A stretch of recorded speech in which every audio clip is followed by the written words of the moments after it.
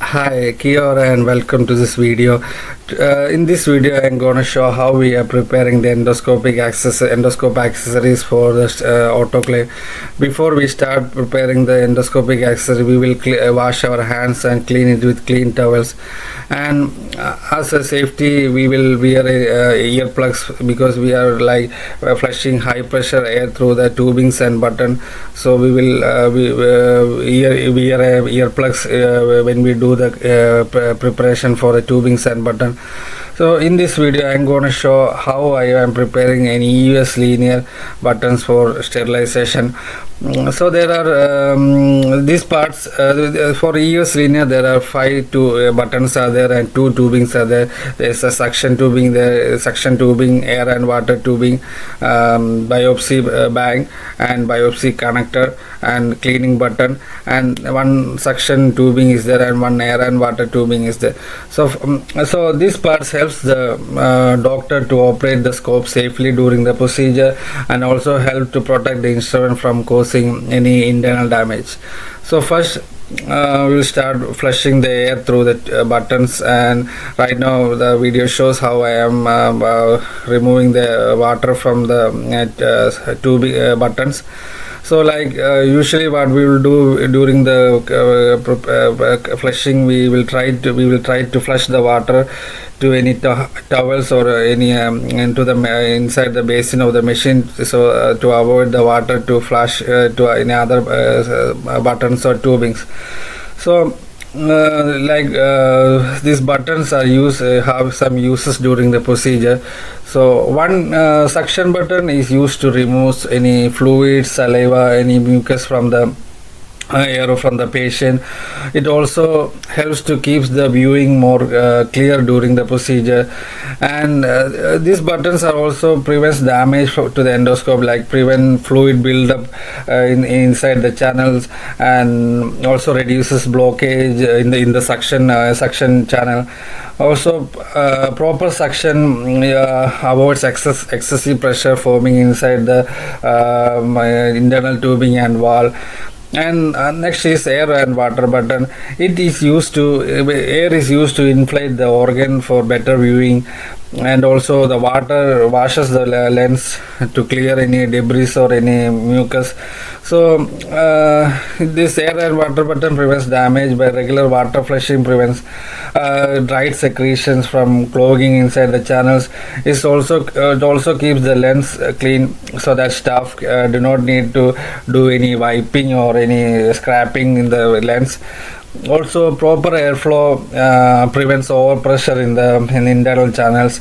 And the cleaning buttons, we have a cleaning button that's used for bedside cleaning. When the procedure is done, they will clean it during the bed in the bed. So it is attached during the bedside cleaning, and it allows the matrix. What we use in the inside the theater is a matrix, is a detergent and a biofilm remover.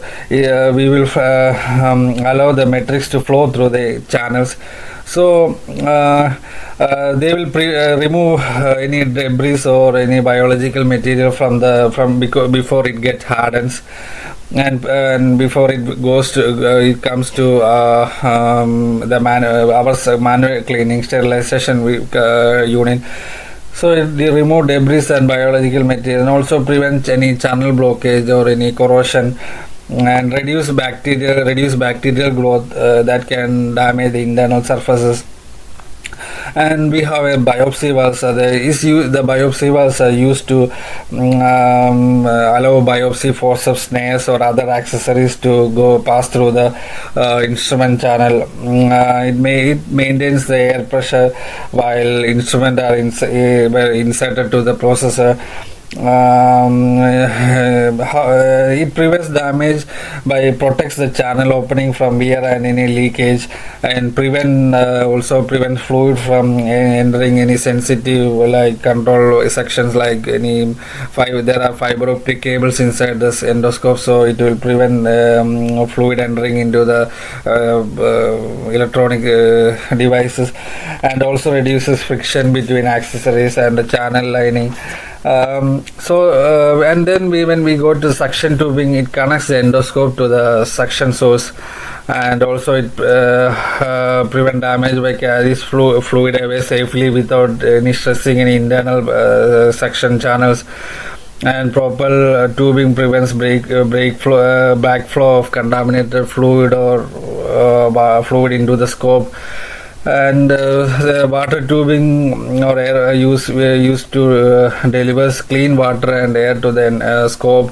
So it will prevent damage by controlling the water pressure that is getting going into the scope, and also prevents contamination entering the internal channels. And regular flushing reduces material deposits and clogging.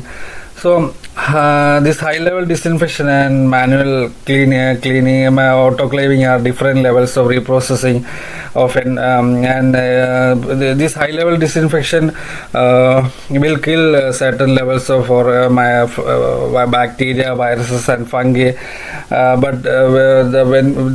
While we say while we are sending the tubings for autoclave, high pressure steam is used in a high temperature. It destroys bacteria, viruses, fungi, and also bacterial spores. So autoclaving provides a highest level of decontamination and also minimizes risk of patient to patient transmission. So before when we are sending the buttons to the autoclave, like we will put the as you see, we can see we are putting the tubings and buttons inside a steripeel. The steripeel is a particular special type of cover that can be used in higher temperature. It can sustain a temperature from 165 to 200 degrees Celsius. So like before we say we will write an inward voucher for that in our record. So we will keep the we will list whatever we are sending to the autoclave in case of any happen. Like you can see the buttons and tubings are kept in that steripeel, and then we will put it into the plastic cover, and along with the inward in the voucher we will send it to the autoclave for the further reprocess. Didn't show how we reprocess the biopsy forceps. Usually in endoscope we use single-use biopsy forceps. That's why I cannot able to show that one. Thank you.